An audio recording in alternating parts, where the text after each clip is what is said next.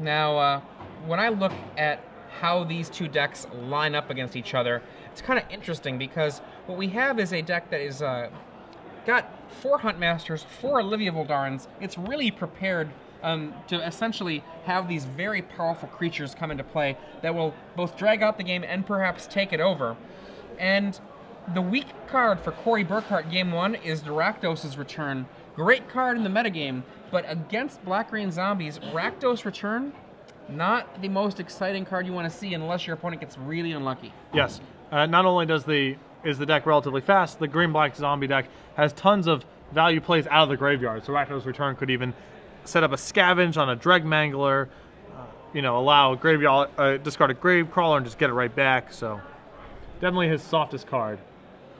Now, after this round, remember, we still have one more round that we're going to be broadcasting. We're bringing you the quarterfinals of the Standard Open, one of 5 large tournaments this weekend for the Star City Game Open Series weekends when it features the Invitational. Opening, we have Andrew Tran, turn 1 with Diregraph Ghoul, turn 2 for Corey Burkhart. Burkhart is land go. Overgrown Tomb and Steam Vents, so displaying his Nephilim allegiance early on. Mana relatively fixed. Down with white. E. A Woodland FG. Cemetery. Okay, And we've a got troll. Lolteth. How do you say that? Lolteth? Lotleth Troll. Lotleth. Yeah, I always just like lolling. But I don't really know the vernacular that well, so. 2 zombies in play, 4 power. More at a moment's notice. A Dreg Mangler could come out and make it 7 power coming in. He could go very, very deep in and make the Lotleth Troll huge. Let's see what he does.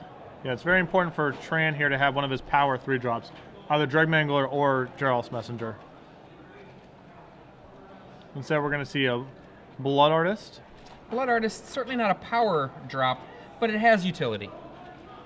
So we'll see. I don't think Corey has...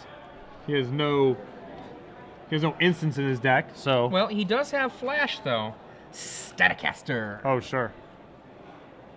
No play there. Huntmaster, perhaps? Nope, it's going to be Liliana. Not Liliana, pardon me. Olivia. Olivia's Liliana's friend. So, that is a card that, against attacking decks, can very easily take over the game just by itself. Not much help needed, so we'll see if Tran has an answer. Our director, Mr. Shoebox himself, is telling us that this is indeed a win and in match for these players. So Tran sends both of Diregraph Ghoul and Lotleth Troll in, signaling access to Tragic Slip.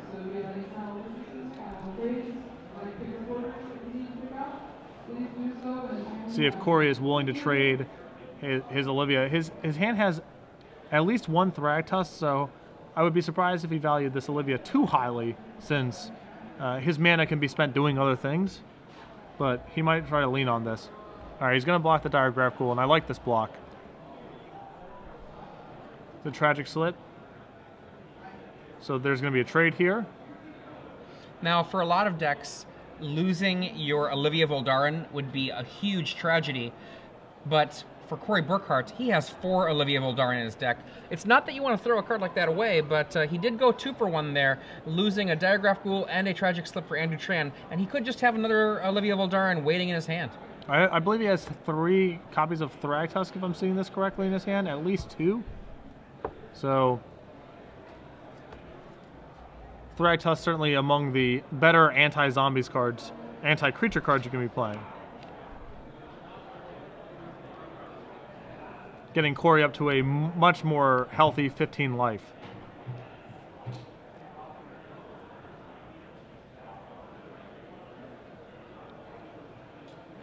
Another Geralt's Messenger off the top for Tran.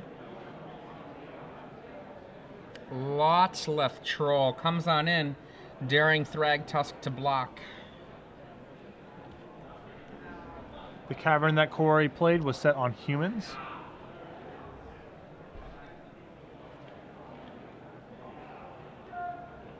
Corey deep in the tank on this block. Be surprised if he was willing to trade this Thragtusk for 1 card out of a mana-tight Andrew Tran's hand. I mean, if he does block it, he can tie up one of the green mana, eats a card, or one of the black mana, I mean, eats a card, and then can he follow up? Yeah, he needs to make another play here, really, to justify that turn. I don't see a follow-up card in his deck that actually manages to do what he needs to do there. And remember that unless it was forgotten that Blood Artist is chipped away, yep, there it is, the one life sucked away by the Blood Artist. And Corey is setting up a situation here where he can actually, this turn he can actually play Olivia and shoot the Blood Artist if he was feeling so inclined, or just play another Thragtusk. So he's quickly overpowering Andrew Tran, who's tight on mana and tight on action, which is a bad place to be.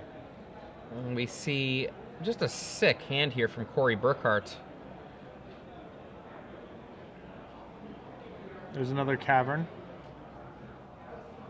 And 1, 2, 3, 4, 5 Thragtusk. Sure. It could be that Corey is trying to turn the tides and establish a situation where he's the aggressor.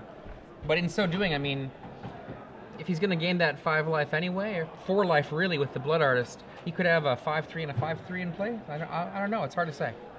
I think I would have preferred to play Olivia and shoot that turn, because if Corey is, I mean, this makes it much better for Corey now that there's a second Blood Artist for him to shoot. But if Andrew was feeling so inclined, he could just hold the Troll back on defense, and now neither Thragtusk nor the token can attack. Yeah. Whereas Olivia would be able to fly over whatever defenses Tran had that turn. Land to play tapped Blood Crypt. And you're seeing this now that he has the Troll back on D. But this turn is still going to be just devastating for Tran. I mean, right now, Andrew Tran absolutely needs to somehow find a way to kill that Olivia, or it will take the game over in the next turn, 2 turns. Corey just saying go, leaving up his 2 mana. A Tragic Slip would do this, because it seems very likely that Corey will shoot something. Though, to be fair, he could shoot the Troll. And go for the stealing ability, the vampire stealing ability of Olivia's, to protect himself from a Tragic Slip doing any kind of removal on that Olivia. Yeah, I mean, I think you're better off just picking off the Blood Artist for the time being, because it's the only thing that, if you're in Corey's position, it's really the only thing that can make you nervous, right? Like, how does something bad go this game? It probably has to involve those Blood Artists both triggering and there being some sort of sweeper effect or what have you. Diregraph Ghoul joins the forces on Andrew Tran's side. So I'm curious to see what Corey's going to do here. If I was in his position, I would just try to take down some of these Blood Artists. All right, and there's a Killing Wave. Ouch! Double Blood Artist Killing Wave. Yikes. This has got to merit a response, right?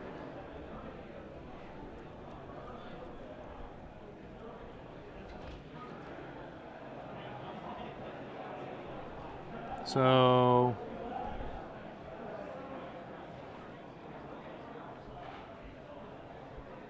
not quite sure what is being resolved here.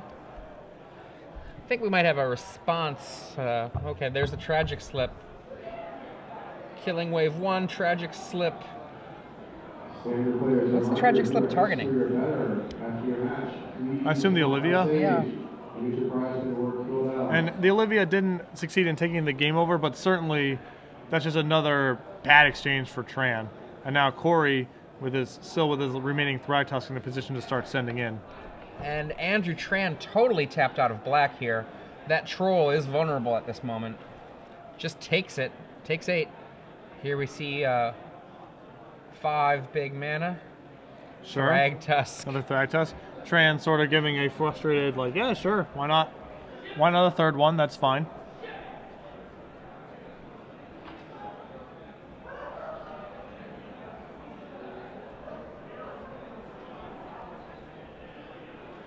Drawless Messenger, but that's going to be too little too late, I suspect.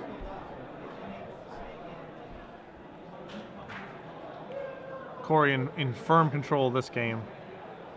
The Troll on defense is a little bit of an annoyance.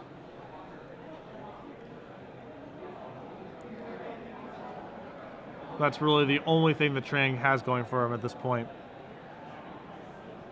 And of course, Corey's deck, at this stage of the game, his average draw is significantly more powerful than those out of Tran's deck. I mean, at this point, what's Andrew Tran going to do to make a game change happen? I mean, not much. It's I mean, he's running Sign in Bloods, I guess. I think he has to grind out Corey, which is going to require Corey to fail to draw any relevant cards for several turns, and for Andrew just to draw threat after threat after threat all in a row. Yeah. Very hard to outgrind the Thratos deck. And a Deathrite Shaman. Yikes. Deathrite Shaman really helps make those Drawless Messengers much less frightening. Looks like Tran has actually just drawn a Sign in Blood, but his life total is already pretty precarious, so... 1, 2, 3. Giralf's Messenger. And the Deathrite Shaman is no longer sick. Well, I mean, it's going to always be sick. Yes. It is no longer fatigued. Yeah, there we go.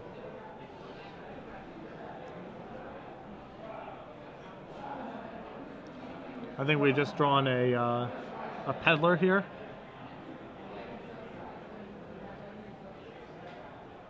Oh, this is... Tracker's Instinct. Tracker's Instinct, sure. Staticaster. I'll take that. I assume we want to Staticaster his Blood Artist before we move into combat here. Seems not bad. Just trying to make sure nothing goes awry inside of combat. We see the 3 mana, Cavern on Human, 2 other mana.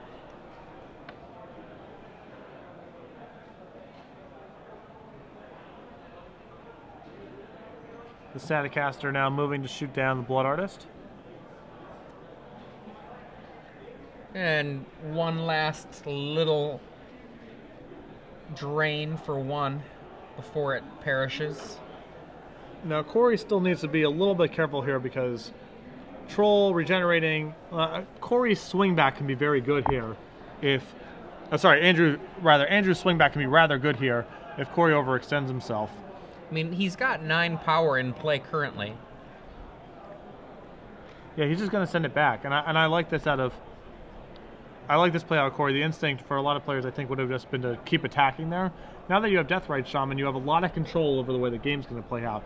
So there's no reason to get overly aggressive by, pushing all your creatures in, and then Messenger gets to trade with something and come back.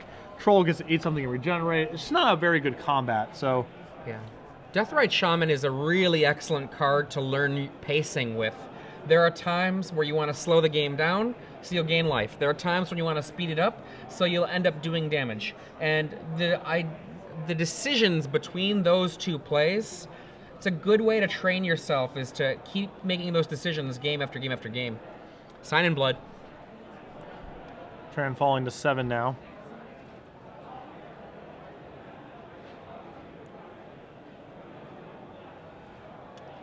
Corey Burkhart, hidden behind a fortress of beasts. Diregraph Ghoul drops onto the table. And let's see what he wants to do. Is it going to be to go for the kill?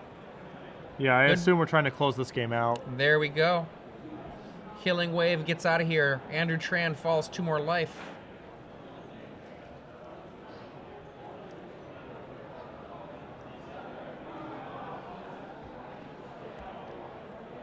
Corey empty-handed, but certainly has a lot going on the board. Just the card he drew just now. What is it? Oh, Tracker's Instinct from the graveyard. Whiff, whiff, Staticaster, Staticaster.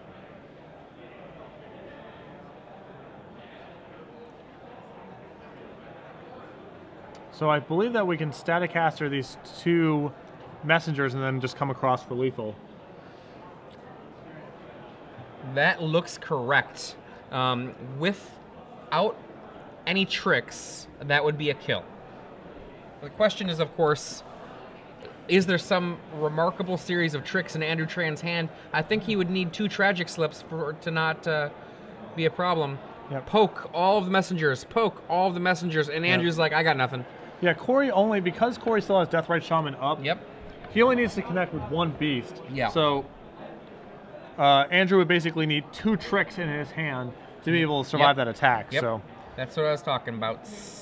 And even if he does survive, pretending he has 2 tragic slips, because it would have to be tragic slip number, I believe, 2 and 3 of 3 for Andrew Tran. Even if he has that, he's not going to be in a very good position for the swing back either. Yeah. So very safe attack there by Corey. Took his time and waited until the coast was absolutely clear. Yeah. Now, what did we see happen here? Corey Burkhart buying an immense amount of time on the backs of Thragtusks and a first Olivia, just to essentially eat up some of Andrew Tran's valuable resources, and then after that, taking over with the Staticasters through the use of his Tracker's Instincts. Yeah. Now, Andrew Tran, though, very, very mana hungry and struggling through a major portion of that mid game. Yeah, I mean, his deck is, the Troll is in a lot of ways a 3-mana play because you want to have it up with regeneration mana, plus Mangler and Messenger. And then you have things like Sign in Blood, very mana hungry. If you want to be efficient with your Grave Crawlers, that's another tax on your mana. And so for a beatdown deck, this has a need for a lot of mana to function correctly. I think we're going to see from Corey Burkhart 4 Pillar of Flame as a extra answer to the very, very scary Geralf's Messenger when there's an aggressive draw. And I think it's possible that he'd bring in Snapcaster Mage, but I don't think that's necessarily the way he'll go. Definitely the 4 Pillars, and maybe the Snapcasters, but I'm not 100% sure of that, but definitely 4 Pillars. Yeah, and on the other side of the table, Andrew Tran has an excellent card here in 3 copies of Appetite for Brains. Almost all the powerful stuff that Corey is doing is 4+ mana creatures. Yep, Huntmaster, Olivia, Thragtusk. All excellent, just perfect targets for that card. He has 2 copies of Vampire Nighthawk. Flyers are generally very nice against this style of deck, as they're very good at locking up the ground, particularly with Thragtusk. So having a flying creature can be very valuable there. He has 4 Deathrite Shamans, which are probably for matchups that are a little more graveyard oriented than this one. 3 copies of Golgari Charm, not a ton to do there. Regeneration can be good against a potential Bonfire, but probably not a card you want to touch. There is one strange thing that you can do with it, is that you can use it if you recognize that you're playing against a Nightshade Peddler deck to -1/-1 everybody and get rid of Peddlers. Yes. But that is pretty corner. And he already has 3 copies of Tragic Slip, and so Peddler's probably not the card he's most concerned about here. 2 copies of Liliana the Veil, although, again, Liliana actually might be reasonable here because of the presence of Staticaster. He's going to have to give, and Deathrite Shaman, he actually has small creatures he's committing to the board relatively early, and then Liliana can be good in that sort of game. Now, what are the bad cards that we're looking at? Bad being just kind of a relative term here. Rakdos Return, I think, is Corey Burkhart's weak link in this matchup game 1. He is not really fighting a card advantage war, he's fighting a board war. Yes. Rakdos Return much better suited towards the band, the Sphinx's Revelation decks, in essence. Kind of out of place here. On the other side of the table, I think now that Andrew is aware of Is It Staticaster, he's going to want to de-emphasize some of his one-toughness creatures.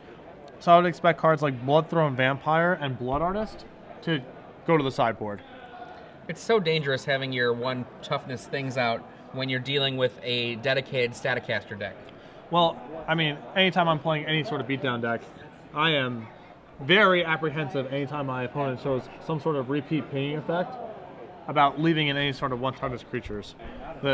The way that beatdown decks most effectively beat control decks is by trying to blank elements of their deck. The more that you play your threats into their reactive elements, it's very challenging to win.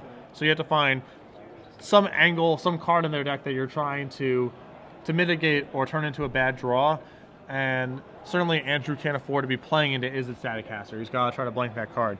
So you could bring in your Appetites, your Vampire Nighthawks, your 2 copies of Liliana and maybe a Deathrite Shaman and get all of your one-time creatures out of the deck besides Gravecrawler, and Gravecrawler's fine against Staticaster. Yeah, I mean, you just get to bring them back, and if that costs you a mana later in the game, I mean, it can distract a Staticaster from shooting something else, but just that simple fact of you put the Gravecrawler down, it's a 2-power thing, later in the game it dies, and if you deal with the Staticaster, then on, say, turn 6, being able to return to the Gravecrawler plan after you've dealt with the Staticaster. Yeah, that's a totally fine sequence.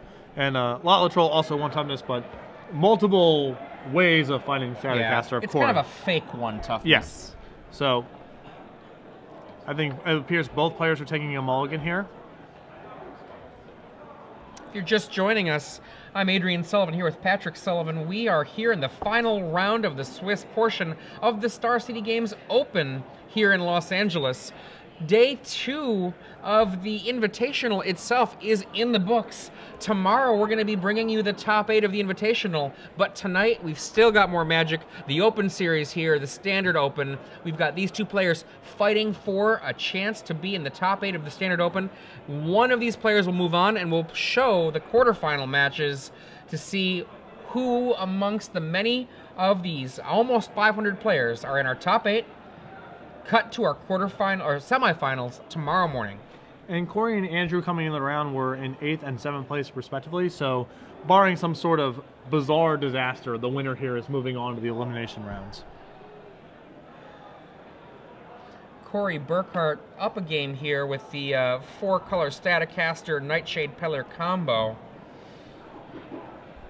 Don't be deceived by that RIW's hoodie that Corey has on. He's not actually from the Detroit area. He's just very tight with that group of guys. California area gamer. I was actually going to bring up whether he was a Detroit area player. No, just tight with that crew. Gotcha. I will be heading to Detroit on Monday for a little while. Get myself a Coney. Very nice. So Andrew's going to lead off the action with a turn 1 Appetite for Brains, which is going to tag an Olivia and show a hand of Snapcaster Mage, Peddler, and 3 lands. So this is that question we had before. Would the Snapcasters come in? And what's the value of them? Snapcaster Pillar of Flame is a nice little combo against aggressive decks. Yes. I would imagine it is there to be paired with Pillar. We have our first land from Corey Burkhart. And Andrew Tran with an unexciting turn 2 land go. Is it Staticaster and Olivia were the first 2 draws for Corey here, although he is lacking red mana. So he might actually get to pair up this Peddler with a Staticaster. Peddler sitting out there. Andrew Tran thinks for a while. It's like, well, okay, Dreg. All right, that's a Vampire Nighthawk. Nighthawk. Well, if a red source comes, it's a red mana. It's a boom! Oh, that's how you do it. Those were some good draws for Corey. And now, best friends forever. Yeah, they are holding hands, walking together to the ice cream parlor, mowing down every creature Andrew plays for the remainder of the game. Staticaster. So yeah, now Andrew can't actually function until he gets one of these 2 cards off the table. You know, I'm not exactly sure what it is that Is It Staticaster is shooting, but... Lingering Souls tokens. they're off screen, but that's what they're shooting. Just looking at the art of the Is It Staticaster, just kind of one of those things where you're like, are you a Ghostbuster? What do you got going on there? I don't really know. There's a Diagraph Ghoul, and he has a... Ultimate Price. So he's out of the lock, but that Staticaster is still a 0/3, so he's got the Diagraph Ghoul on check. And we know that Corey's also drawn Olivia as well, so... Olivia and Staticaster work really well together, even if you don't get the Nightshade going. I mean, okay, Huntmaster, putting up the wall, Fortress time.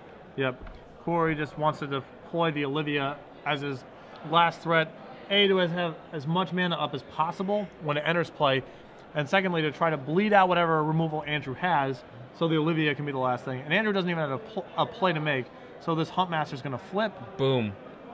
And Corey in firm control is an understatement. Yep. In for 6. Andrew Tran.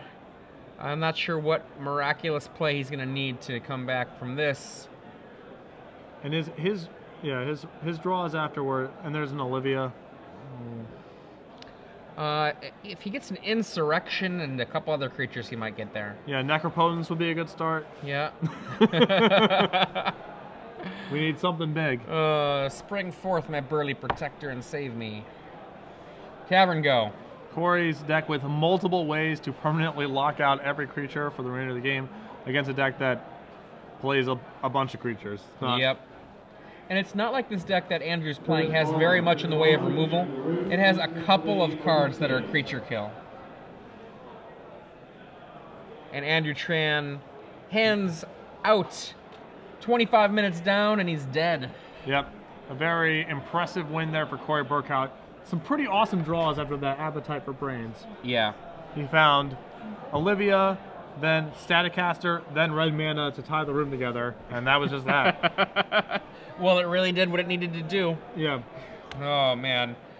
I really like the non-cheaty Peddler Staticaster build. It's like, nope, I got my 4 lures and my 4 Thicket Basilisks, and I'm going to draw 1 of each of them. I'm going to put my lure on my Basilisk, and that's going to be it. A simpler style of deck construction that I definitely appreciate. That's right.